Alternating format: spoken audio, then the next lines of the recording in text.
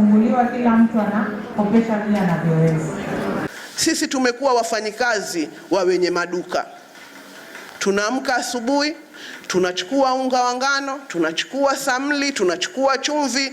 Jioni faida yote imeenda katika matumizi ya siku, tunachukua tena ule mtaji tunamregeshea tena mwenye duka. Imekuwa mviringo wa kila siku. Nimewaita hapa kuwaruzuku kwa hiki kidogo, kwa sababu ni ahadi ambayo sisi na Rais William Samoei Ruto tuliweka kwa Wakenya. Tukasema kwamba yule wa chini tutamwezesha kupitia ile inaitwa Hustler Fund. Kwa hakika wengi walikejeli 500, lakini kwa nini mimi sikuita watu wengine? Nimewaita nyinyi kina mama, kwa sababu unajua shilingi 500 kwa mama mwenye kuuza viazi, kwa mama mwenye kuuza chapati ina faida gani katika maisha yake?